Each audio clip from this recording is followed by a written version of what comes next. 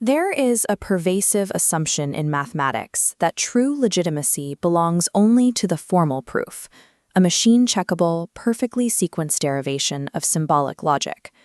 But a flawlessly executed derivation can be perfectly correct and still fail to communicate the mathematical object it claims to prove. It certifies the inference, leaving the reader entirely blind to the overarching plan. In practice, mathematicians do not encounter their subjects exclusively as finished derivations. They rely on notation, worked examples, conceptual analogies, and spatial diagrams. These secondary tools are not aesthetic decorations laid over the real math. They are the actual media through which abstract objects become available for thought. If strict formal proof cannot capture the whole of human mathematical understanding, we have to ask what actually governs mathematical legitimacy. Rigorous mathematics operates as an ecology that demands accountable, communicative closure. This ecology has a long history. This printing of Euclid's Elements shows that form in text and visual geometry have operated as codependent technologies for centuries. We see the exact same dynamic in the earliest recorded mathematics. The spatial layout of this papyrus implies structural logic that is never explicitly stated in the Greek text. The reader has to make a cognitive jump between the written word and the drawn shape. To understand how that jump works, we can borrow a theoretical lens from an unexpected discipline: Scott McCloud's structural analysis of sequential art and conics. Both mathematics and sequential art are disciplined media of absence. Meaning is produced by regulating the reader's passage between visible marks and the hidden inferred structure beneath them. In McCloud's framework, meaning starts with the panel. A mathematical panel is a bounded communicative unit with a recognizable status that frames a piece of explicit structure. In modern mathematical papers, panels take the form of definitions, commutative diagrams, and formal proof sketches. These lock down specific variables and establish rules for future pathways. But the real mathematical work happens in the blank space separating them, the mathematical gutter. The gutter is an intentional omission by the author. It is the void where cognitive understanding is actively demanded of the audience. A mathematical artifact cannot state every logical microstep simultaneously. If it tried, it would collapse under its own weight and become unreadable. The reader's primary task is to intellectually leap across these gutters. They must reconstruct the architectural plan of the proof from the fragments provided. The transition from a block of text to a spatial diagram requires active participation, but it should never require mind reading.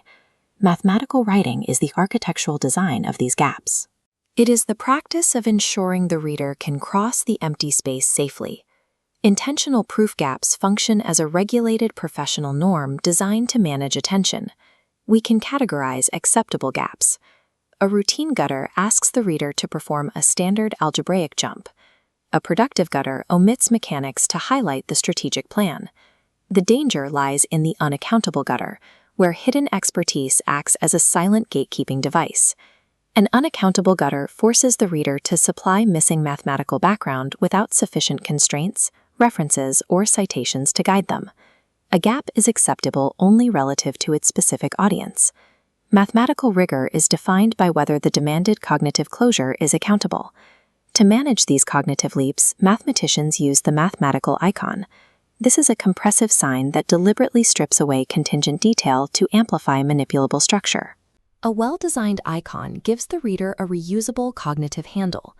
It prevents them from having to reconstruct complex concepts from scratch on every page. But there is a failure mode to this kind of abstraction: prestige compression. Prestige compression removes the wrong details. It creates marks that look highly technical and mathematically serious, but actually impede logical traversal by obscuring the operative invariant. True icons accelerate mathematical thought by amplifying the right structures. Prestige compression merely creates atmospheric obfuscation. Icons are also highly sensitive to sequence. Deploying an abstract icon before the audience understands the need for it forces premature and often incorrect closure. The visual design of mathematical symbols is not a cosmetic choice. It is a core engineering component of inferential speed and safety. This brings us to transport, the preservation of a mathematical identity as it moves across entirely different representational registers and media. A rigorous mathematical idea takes a journey. It moves from a prose definition, transforms into diagrammatic intuition, and finally locks into formal, executable syntax. This transport is rarely lossless. Moving across boundaries forcefully strips away contextual cues and exposes unstated ambient assumptions. An idea is robust when it survives this translation. These interfaces reveal exactly where unstated assumptions break under the weight of a new representational register. We can see exactly how much pressure exists at these boundaries by looking at the contemporary challenge of autoformalization. This is the attempt by large language models to translate human mathematical text into machine-checkable proof assistants like Lean. These formal proof assistants act as the ultimate unforgiving audit of inferential closure. They do not allow you to wave your hands across a gap. Autoformalization frequently fails because human definitions rely on unstated background context, gutters of field-specific expertise that a machine cannot bridge without explicit library imports. We can observe exactly where the translation between natural language and verification software breaks down. The machine requires a strict, explicit chain of intermediate proof states and lemmas, steps that the human author completely omitted for the sake of readability. Formal systems specify too little about the overarching human plan and demand too much irrelevant detail about foundational implementations. Autoformalization failures are not simply software errors. They provide precise topographical maps of human assumptions. This reveals a deep irony. Perfectly executed, machine-checked syntax proves logical inference, but it frequently leaves the mathematical object conceptually inert to a human reader. Autoformalization shows that human mathematics relies on a specific environment of shared definitions, implicit types, and field-local conventions. We must discard the intellectual hierarchy that treats symbolic derivation as supreme, while dismissing diagrams, analogies, and code as secondary. We have to replace that hierarchy with a new standard, medium-specific rigor. Under this standard, a diagram is rigorous when its visual operations accurately map to logical transformations.